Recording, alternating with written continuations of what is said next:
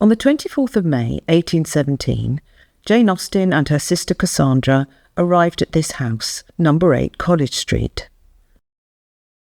They stayed here until Jane's death 8 weeks later, on the 18th of July. Jane was 41 years old and the author of 6 novels. 4 of these had been published during her lifetime, but without naming her as the author. Jane and Cassandra travelled to Winchester from their home in Chawton to seek medical treatment for Jane, who was suffering with an unknown illness. Over the past few months her symptoms had grown worse, and she came to Winchester in order to visit Giles King Lyford, Surgeon General at the County Hospital in Parchment Street. Instead of going to town to put myself into the hands of some physician as I should otherwise have done, I am going to Winchester instead for some weeks to see what Mr. Lyford can do further towards re-establishing me in tolerable health. On Saturday next, I am going thither. My dearest Cassandra with me, I need hardly say. The journey is only 16 miles. We have comfortable lodgings engaged for us by our kind friend Mrs. Heathcote, who resides in Winchester. Jane's lodgings in College Street were leased and managed by a local businesswoman, Mary David, and built on land belonging to Winchester Cathedral. The area was already familiar to the Austen family. In the Cathedral Close lived Elizabeth Heathcote and her sister, old friends from Jane's childhood in Steventon.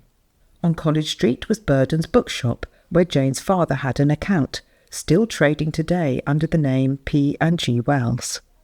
Only a few metres from number 8 was one of the entrances to Winchester College, where 8 of Jane's nephews were educated. A little further along the road was the house of the headmaster, Henry Gable, and opposite was his private garden, then surrounded by a high wall, but visible from the windows of number 8. In Jane Austen's time, Winchester College was one of the most famous schools in the country, and home to around 200 pupils. 70 of these were the scholars. They paid lower fees than the other boys and lived in the original medieval buildings. The rest of the pupils were known as commoners. All of Jane Austen's nephews were commoners at Winchester and lived in more modern buildings to the west of the medieval school. When Jane came to Winchester in 1817, Charles Knight, the son of her brother Edward, was in his first year at the college.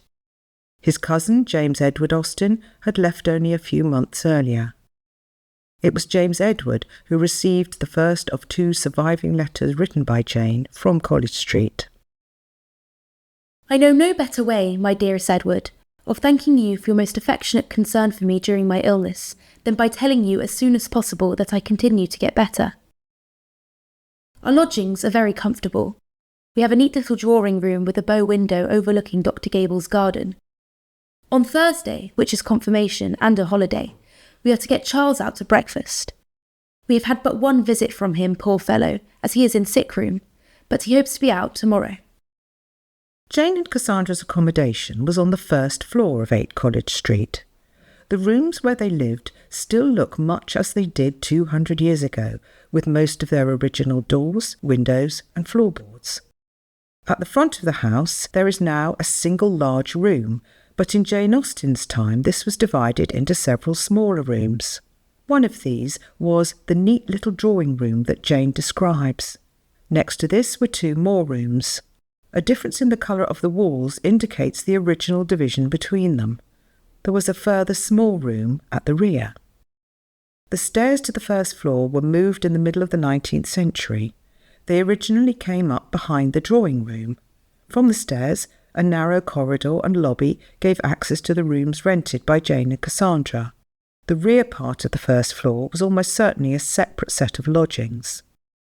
Jane's last known letter gives an idea of how she spent her time in College Street. My attendant is encouraging and talks of making me quite well. I live chiefly on the sofa, but am allowed to walk from one room to the other. I have been out once in a sedan chair and am to repeat it and be promoted to a wheelchair as the weather serves. Despite the cheerful tone of her letters and the best efforts of her doctor, Jane's health grew worse. She continued to write for as long as she was able to, and on the 15th of July, 3 days before her death, she dictated to Cassandra her last literary work, 24 lines of verse on the annual Winchester races. When Winchester races first took their beginning, it is said the good people forgot their old saint, not applying at all for the leave of St. Swithin, and that William of Wykeham's approval was faint. These races and revels and dissolute measures, with which you're debasing a neighbouring plain, let them stand, you shall meet with your curse in your pleasures. Set off for your course, I'll pursue with my rein. Only a few hours after completing the poem, Jane's condition rapidly declined. On the 17th of July, she suffered a seizure and fell unconscious. She died, her head on a pillow on Cassandra's lap, just before sunrise the following day. Jane breathed her last, half after 4 in the morning. Only Cass and I were with her. Henry came. I have lost a treasure, such a sister, such a friend, as never can have been surpassed. She was the sun of my life, the gilder of every pleasure, the soother of every sorrow. I had not a thought concealed from her, and it is as if I had lost a part of myself. 6 days after her death, Jane was buried in Winchester Cathedral. 4 mourners accompanied her on her final journey from College Street, 3 of her brothers, Edward, Henry, and Francis, and her nephew, James Edward. As was usual in this period, no women attended, and Cassandra's view of events was from 8 College Street.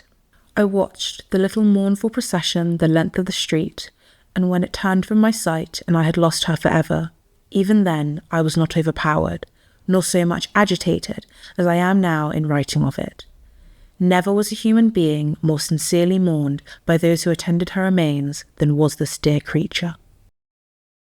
Having reached the end of College Street, the procession turned right through the arch of Kingsgate and then into the cathedral close. Jane was buried in the north aisle of the cathedral in a short ceremony. Her grave was marked with a black ledger stone, the inscription composed by her brother Henry. Around 1890, a plaque was placed on the exterior of No. 8 College Street to mark its association with Jane Austen. Since then, the house has been a place of pilgrimage for her admirers. But now, in 2025, visitors can see for the first time the rooms where she spent her last days.